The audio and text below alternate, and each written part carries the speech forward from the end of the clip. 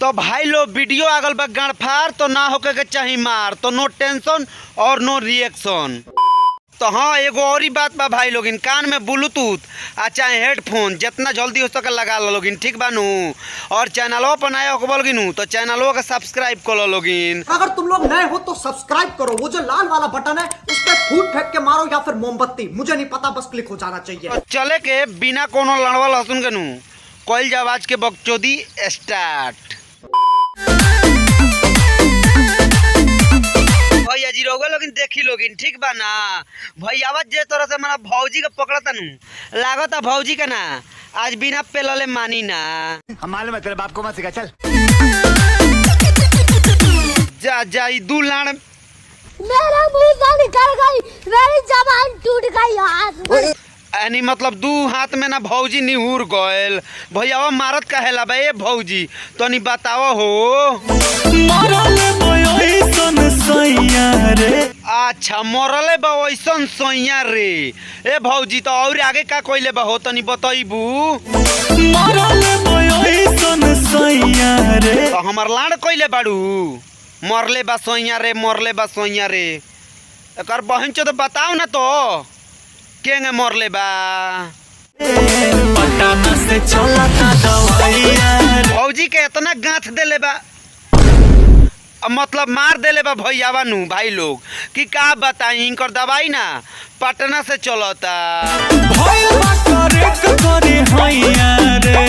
बात के कर बहन चो तो भौजी लबरी। मतलब भाई लोग हमरा से बताओ लोगिन, अगर भौजी के कमरिया करेक रही तो कहे तोरा से गाड़ आनी पिछुआड़ा डोलाइत का। सब क्या देखना पड़ रहा है, अच्छा है मैं अंधा हूँ। तो ना भाई लो ई जावना भी सिंगर के गाना होई नु तो लोग सुनी तो एक एगो बतिया कही जानता लोगिन कौन। तो लो है सुनो लोगिन। तेरा बेटी का हम चोदी। ना भाई लो ई भौजी जब ना हिसाब से लंगड़तिया नु बुझाता कोनो निहुरा के कस के मार देले बा। ना भाई लो एकर बहन चो देखनी का अति का हद नहीं के।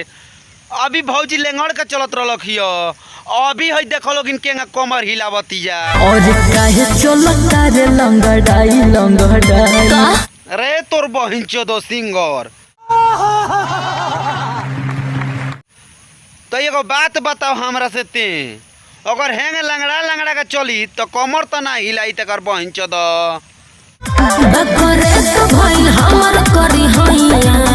जानता लोगिन भाई लोग ऐसने के कहल जाला इंटरनेशनल रंडी, ठीक बानू भाई लोग।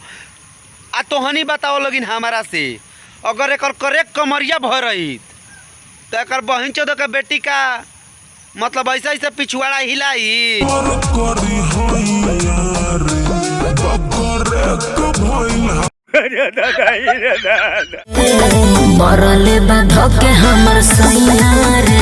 इनकर सैया नु भौजी के ध के गणिया फाड़ देले बा।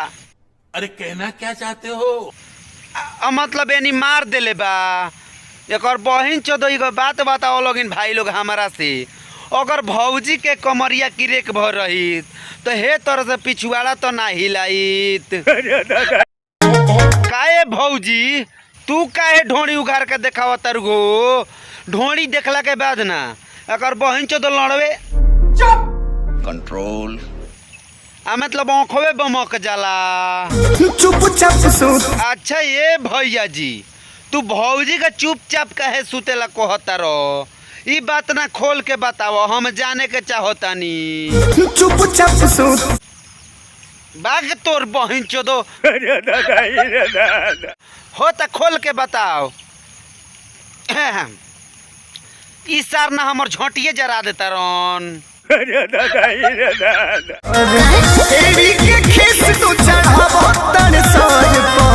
तो एड़ी के खीस चढ़ाव जोनी सर पर।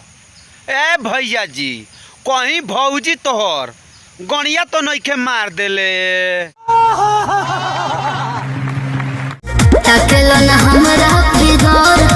अच्छा ये भौजी भैयावा ना तहरा ढोड़ी पर कैसे कैसे लोग रहते हैं यार यहाँ पर। आ मतलब फिगर पर ना ताकेला ना हो तो और ही का करेला ई एकर बहिन चोद बताइबू तनी। मोर तार सौसिन के कमर पर अच्छा ए भौजी मरता उतारा सखी के कमर पर ए हिसाब से ना तहार सखी पक्का 76 बिया।